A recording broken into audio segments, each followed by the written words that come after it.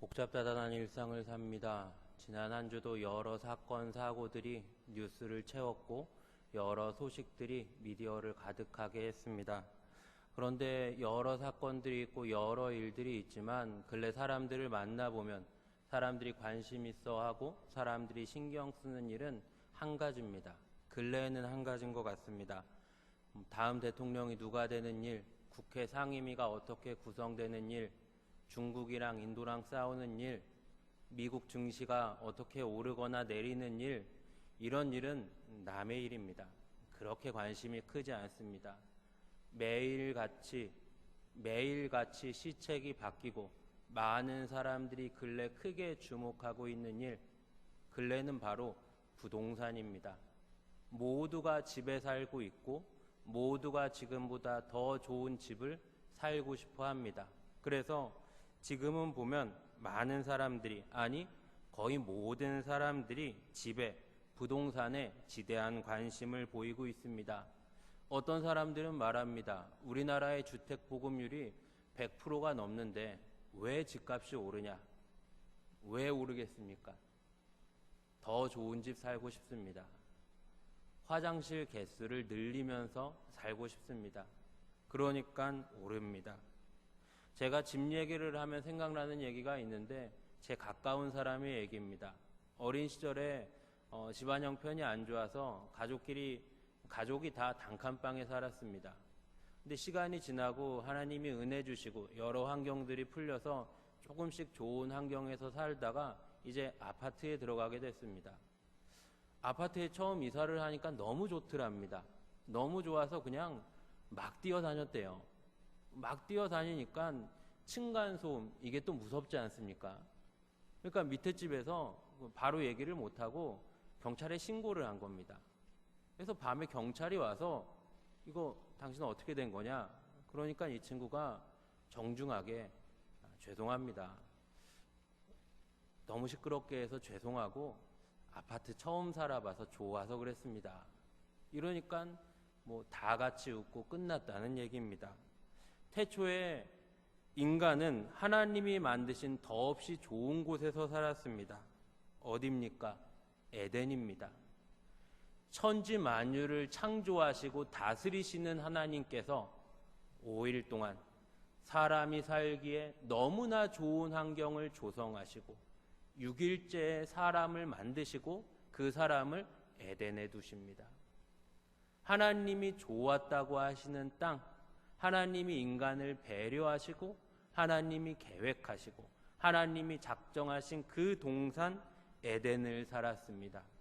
그 에덴에는 눈물이 없고 상함이 없고 아픔이 없고 죽음이 없고 오직 생명의 시내가 흐르고 동산에 거니시는 하나님을 보며 기쁨과 즐거움으로 살았습니다.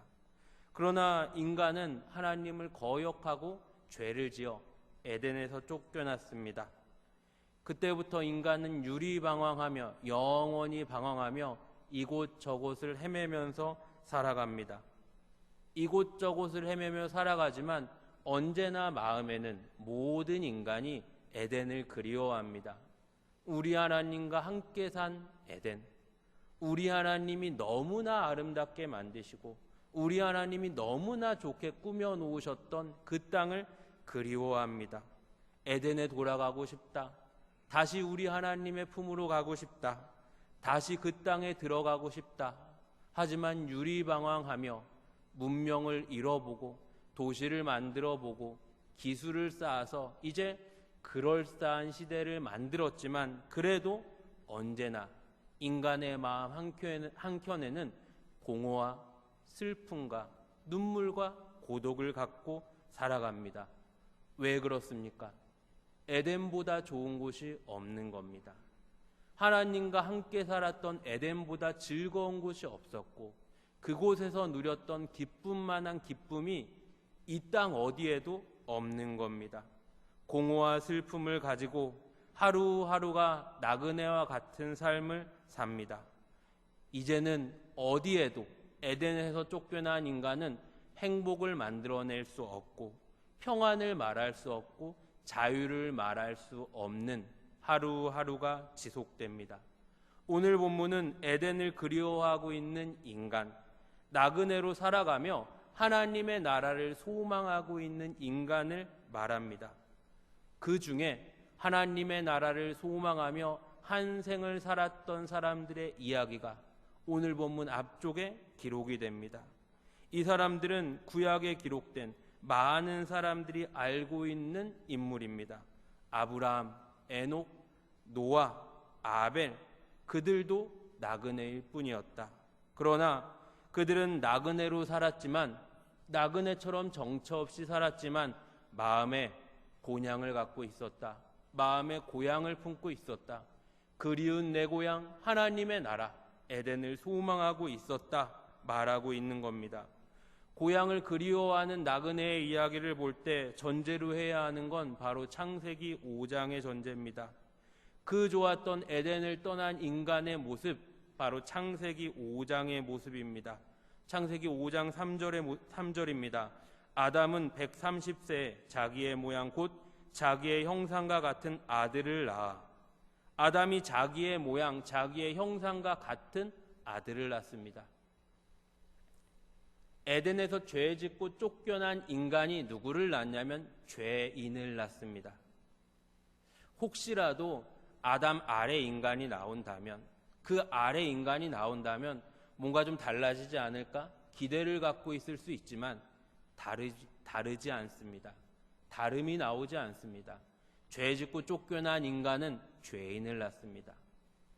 그 죄인은 또 죄인을 낳습니다. 그래서 적나라하게 그 모습을 성경은 너무나 구체적으로 기록합니다. 아담은 자기 모양 곧 형상과 같은 아들, 죄인을 낳았다. 그리고 그 결과는 무엇이냐? 930세를 살고 죽었더라. 905세를 살고 죽었더라. 910세를 살고 죽었더라. 영원히 살지 못하는구나. 보니까 좀 오래 살았는데 이 정도면 계속 사는 거 아닌가? 예외가 없구나. 죽었구나. 죽었구나. 죽었구나를 말합니다. 우리가 쉽게 생각할 때는 어떻습니까? 이야, 900년 살았네? 길게 살았다. 어떻게 그렇게 길게 살았지? 좋은 거 먹었나? 그때는 뭐가 달랐나? 나도 오래 살고 싶다. 이게 본질이 아니라, 이게 주제가 아니라 성경에서 말하려고 하는 것은 죽었다. 죽었다. 그도 예외 없이 죽었다를 말하고 있는 겁니다. 그리고 여러분들 문득 생각해 보시면 900년을 살면 어떠시겠습니까? 마냥 좋으시겠습니까? 안 그럴 것 같습니다. 군대 몇 년 가야겠습니까? 한 30년 이상 가야 될걸요. 초등학교 몇 년 다녀야겠습니까? 은퇴 몇 년에 하셔야겠습니까? 늦어도 적어도 한 800살까지 일하셔야 될걸요. 그리 좋지 않았을 겁니다.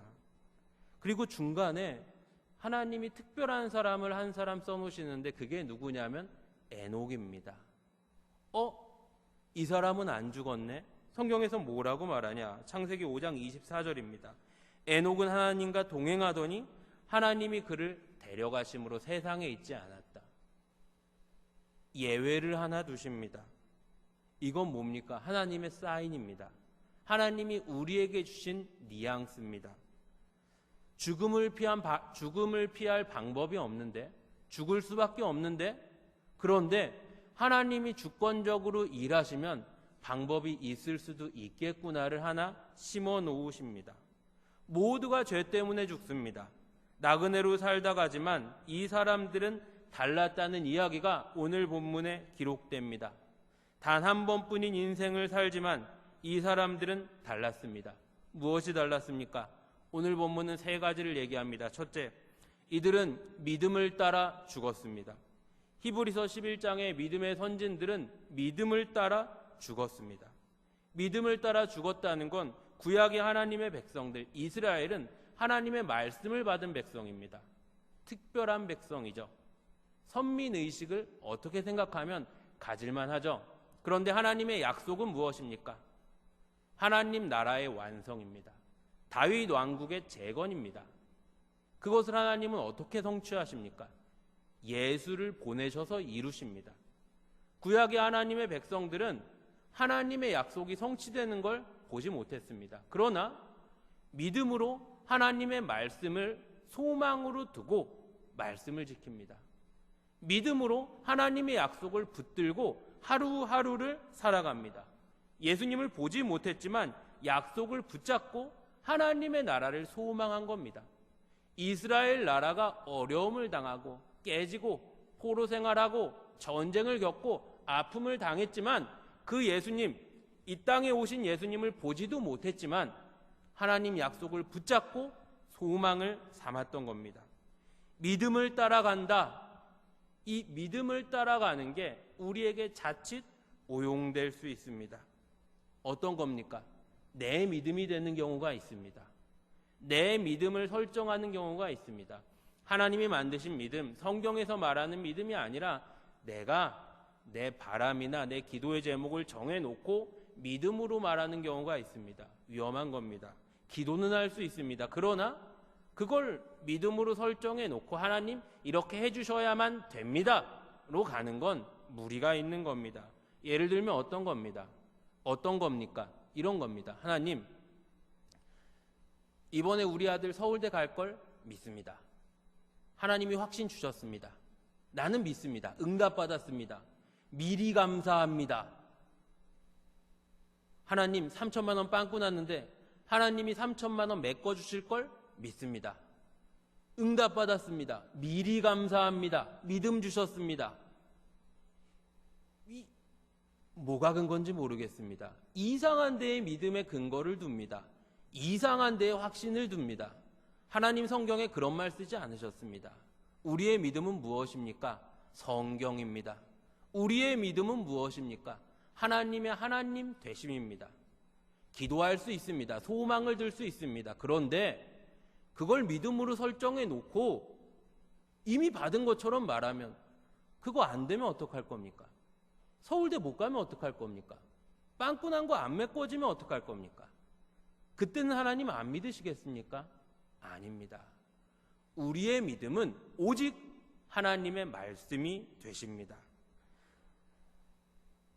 하나님의 나라, 소망을 갖고 나그네로 살아갑니다.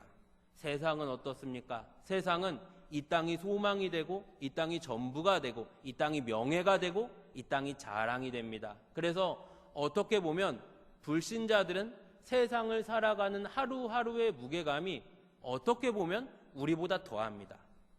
우리보다 더해요.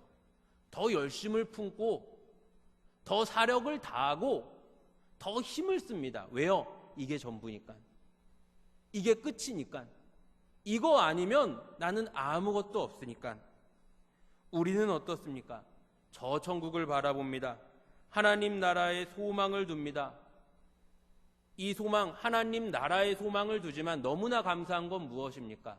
지금도 우리에게 너무 많이 주셨습니다. 예수 믿는 성도에게 성령 하나님을 보내주셨고 하나님의 말씀을 주셨고 예수님 이름으로 기도하며 응답해 주신다는 약속을 주셨고 이렇게 교회로 모여서 하나님을 예배하게 하셨고 함께 모여서 위로하게 하셨고 주님의 몸된 교회를 섬기게 하셨고 이미 너무나 많은 은혜를 베푸셨고 이미 너무나 많은 것을 부어주셨는데 또 이것만 해도 감사하고 이것만 해도 믿음을 갖고 이것만 해도 주를 위해 살겠는데 하늘의 소망을 주신 겁니다. 우리는 너무 많이 받아서 누리고 있습니다. 그래서 이 땅에서 외국인과 나그네로 삽니다. 하늘의 소망을 두고.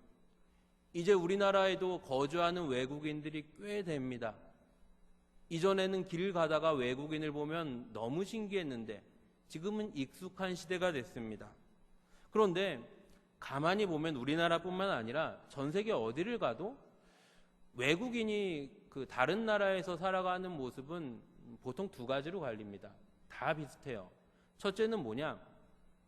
영어권 나라에서 살다 온 외국인입니다. 특별히 미국인들이에요. 이 사람들은 외국에서 살 때 살아가는 이 분위기부터가 다릅니다. 왜요? 목에 좀 힘이 들어가 있죠. 나 미국 사람이다. 나 건드리지 마라. 무슨 일이 있으면 우리 대사관에서 영사관에서 해결해 줄 거다. 그리고 그 나라 사람들도 어떻게 대합니까? 잘해줍니다. 특별한 기술 없어도 무슨 자격증 없어도 좋은 대학 안 나와도 현지인이니까 영어만 가르쳐줘도 괜찮게 삽니다. 사람들이 다 우러러보고 사람들이 다 친해지고 싶어합니다. 또 한 부류는 어떤 사람들입니까? 우리가 소위 표현하는 외국인 근로자들입니다. 그 나라보다 좀 못 사는 나라 사람들이 좀 잘 사는 나라에 갑니다. 가서 무슨 일 합니까? 위험한 일, 더러운 일, 힘든 일 합니다. 월급 조금 받습니다. 대우도 못 받습니다. 사장님 나빠요. 투덜투덜하지만 그 돈 받아서 처자식 먹여 살리려고 또 자기 나라에 보냅니다. 너무나 감사한 건 우리나라는 불과 몇십 년 전까지만 해도 이렇게 살았습니다. 외국인 노동자처럼 여기저기에 퍼져서 외화 벌어왔습니다. 지금은 어떻습니까? 전자에 가깝게 살고 있습니다. 너무나 감사한 일입니다. 그런데 분명하게 생각해 봐야 하는 건 하나님 나라 백성이 이 땅을 살아가는데 하늘의 소망을 두고 하늘의 시민권을 두고 이 땅을 살아가는데 우리의 모습은 전자입니까? 후자입니까? 후자에 가까워져 버렸습니다. 나 하나님 나라 백성이다. 자부심, 명예, 긍지 별로 나타나지 않고 초라하고 볼품없고 숨어있는 외국인 근로자처럼 대우도 받지 못하고 볼멘소리 하면서 하루하루를 살아가는 그런 모습이 더 많습니다. 얼마나 안타까운 일입니까? 절대로 그럴 수 없습니다. 성도 한 사람은 하나님 나라의 대사로서 이 땅을 밟고 섭니다. 두려울 게 없습니다. 무서울 게 없습니다. 하나님 나라 백성으로 이 땅을 살아갑니다. 이 땅의 잠깐의 삶에서 손해를 봐도 웃어 넘길 수 있는 게 우리입니다. 세상은 그럴 수 없습니다. 세상이 전부요, 세상이 자랑이요, 세상의 모든 걸 걸고 있는 인생들은 넘어갈 수 없습니다. 우리는 어떻습니까? 천국을 사모합니다. 하나님의 나라를 사모합니다. 그래서 이 땅에서 칭송을 받고 박수를 받고 괜찮게 살아도 잠깐이요. 이 땅에서 초라하고 힘들게 살아도 잠깐이요. 손해봐도 잠깐이요. 손가락질 당해도 잠깐이요. 비웃음 당해도 잠깐이요. 우리는 본향이 있다. 하나님 나라가 있다. 하나님 나라 천국이 있다. 그 소망으로 살아갈 때 이 땅의 삶이 우리에게는 두렵지가 않은 겁니다. 구약의 하나님의 백성들은 본향을 사모했습니다. 두 번째 모습은 바로 더 나은 본향을 사모하는 모습이었습니다. 하나님이 자기들의 조상 아브라함에게 말씀하신 하나님의 백성들에게 약속하신 젖과 꿀이 흐르는 땅에 이 소망을 갖고 살았습니다. 하나님이 하나님의 백성들을 애굽에서 꺼내셔서 이때부터는 하나님의 백성들에게 소망이 주어집니다. 한 가지 소망 무엇입니까? 젖과 꿀이 흐르는 땅에 들어간다.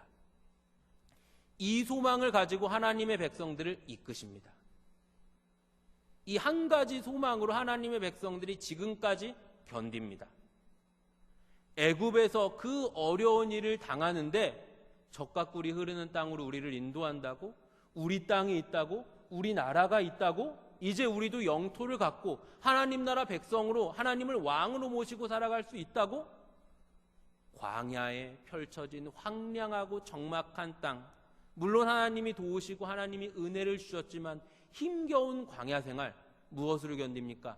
이 소망으로 견딥니다. 이 소망으로 견딥니다. 시간이 지나고 하나님의 백성들이 포로기를 겪고 전쟁을 당하고 나라가 어려움 당할 때 무엇으로 견딥니까? 이 소망으로 견딥니다. 하나님 분명히 우리를 버리지 않으시고 우리를 회복시키신다. 하나님 약속을 신실하게 이행하시고 다윗의 왕국을 회복시키신다.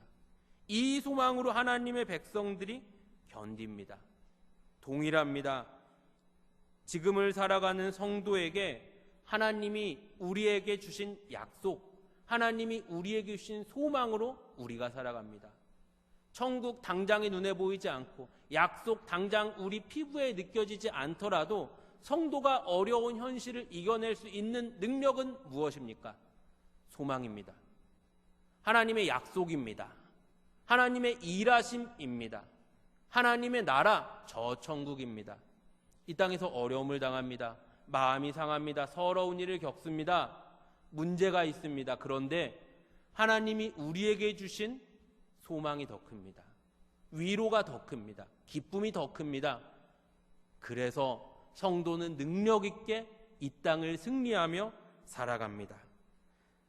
나그네로 살다가 본향을 사모했습니다.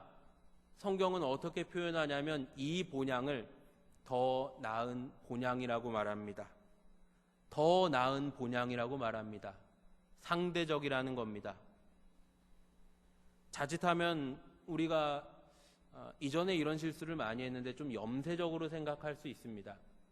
이 땅에서의 삶은 다 가짜다. 다 헛되다. 다 아무 의미 없고 다 덧없고 다 필요 없다. 천국만 가면 된다. 천국만 가면 그곳에서 정말 하나님과 같이 살고 하나님과 즐겁게 살면 되고 이 땅에서 사는 건 다 죄되고 다 헛되고 다 의미 없다 오해할 수 있습니다. 절대로 그렇지 않습니다. 이 땅에서 우리가 하루하루 살아가는 인생은 무엇입니까? 하나님이 나에게 주신 다른 사람도 아니라 나 한 사람에게만 주신 특별한 일상입니다. 나를 사랑하시는 주님께서 나에게만 주신 특별한 일상인 겁니다. 막간을 이용해서 이 말씀을 꼭 드리고 싶었는데 현대사회의 큰 문제 중 심각한 문제 중에 하나가 뭐냐? 스스로 목숨을 끊는 일입니다. 스스로 자기 삶을 포기하는 일입니다. 사랑하는 여러분, 견디십시오. 견디십시오.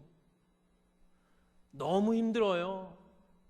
저 이렇게 힘든 거 아무도 몰라줄 거예요. 아무도 모르니까 견디십시오. 살아서 아픔을 이야기하십시오. 살아야 됩니다. 한번 잘 생각해 보세요. 하나님 우리를 사랑하십니다. 믿으실 겁니다. 하나님 우리를 얼마나 사랑하시냐면 죽기까지 사랑하십니다. 그런데 나를 죽기까지 사랑하시는 주님께서 나를 바로 천국으로 데려가지 않으시고 일상을 살게 하십니다. 좀 이상하죠? 성경에서는 천국이 너무 좋다고 하는데 나를 천국에 바로 넣지 않으시고 일상을 살게 하세요. 의미가 없다면 바로 데려가셔야죠.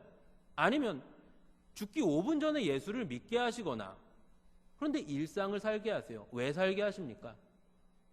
일상에서 좋은 것 주려고 하시는 겁니다. 일상에서 다른 사람은 모르지만 나 한 사람에게 특별한 것 주시려고 하는 겁니다. 지금은 힘들 수 있습니다. 지금은 어려울 수 있습니다. 지금은 빛이 보이지 않고 하루하루가 괴롭고 하루하루가 한숨 짓고 긴 밤을 지새우며 잠 못 이룰 수 있습니다. 견디십시오. 하나님 좋은 것 주십니다. 하나님 반드시 성도에게 좋은 것 주십니다. 천국 간다고 지금의 일상이 무가치하지 않습니다. 천국 간다고 지금의 일상이 몽땅 죄되지 않습니다. 여러분들 한번 생각해 보세요. 천국 가면 좋을 겁니다. 굉장히 좋을 겁니다. 황홀할 겁니다. 지금 이 땅과 비교하기 어려울 겁니다. 그런데 사랑하는 사람을 만나서 좋아하는 사람들을 만나서 대면하고 같이 식사를 하고 웃으면서 이야기하고 하소연을 하고 이전에 했던 이야기를 또 하고 그리고 어떨 때는 좀 투덜거리기도 하고 싸우기도 하는 이 일상 천국 가면 없을 겁니다. 천국 가면 없을 거예요. 조금 자라서 이제 첫 월급을 타서 하나님께 드리고 내가 부들부들 떨면서 헌금도 한번 해보고 부모를 모셔보고 얼마나 풋풋합니까? 자동차를 몰아보고 생애 처음으로 스마트폰을 사용해보고 오래 기다리던 내 자녀가 태어나고 아침에 일어나서 내 자녀가, 그 어린 아기가 웃으면서 내 눈을 마주치고, 이게 죄된 겁니까? 이게 헛된 겁니까? 아름다운 겁니다. 희노애락을 주십니다. 고민을 합니다. 이 회사에 갈까? 저 회사에 갈까? 이 일을 할까? 저 일을 할까? 집을 샀는데 오를까? 떨어질까? 이 사람을 만날까? 저 사람을 만날까? 가슴이 설레이고 두근거리고 고민되는 일, 행복한 일상입니다. 그런데 성경은 뭘 말하냐면 더 나은 본향을 말합니다. 자, 내가 너희에게 준 일상에서 기쁨을 받냐? 행복을 받냐? 그거 좋았지? 그거 행복했지? 그런데 그것보다 더 기쁜 거다. 그것보다 더 행복한 거다. 그것보다 더 황홀한 거다. 맛은 봤지? 잠깐 맛은 봤지? 그런데 천국에 오면 그 맛인데 더 좋은 거 줄 거다 하시는 겁니다. 이걸 사람이 하는 말이면 에이 할 수 있습니다. 에이 그런 게 어딨어. 이 땅에서도 좋은데? 그런데 이 말을 누가 하시냐면 천지 만물을 만드시고 다스리시는 하나님이 하십니다. 내가 너를 가장 잘한다. 내가 너를 만들었다. 내가 너를 다스린다. 내가 너에게 확신한다. 천국 가면 더 나은 고향이다. 천국 가면 하나님 나라가 완성되면 더 좋을 거다 하시는 겁니다. 성경 너무 앞쪽에 써서 우리가 쉽게 읽는 것 같은데 에덴은 어떤 곳입니까? 에덴의 가장 중요한 것은 무엇입니까? 에덴의 가장 중요한 것은 내 사랑하는 주님과 함께 사는 겁니다. 내 사랑하는 주님과 산책을 하고 내 사랑하는 주님을 대면하고 내 사랑하는 주님과 함께 하면서 사는 겁니다. 자, 질문을 드리겠습니다. 마음으로 답해 주시면 좋겠습니다. 마음속으로. 한강이 보이는 반포 아파트, 한강이 보이는 반포 아파트, 생명시내가 흐르는 에덴 동산, 무엇을 선택하시겠습니까? 아마 이러셨을 겁니다. 반포 아파트 살다가 에덴 동산 가면 되죠.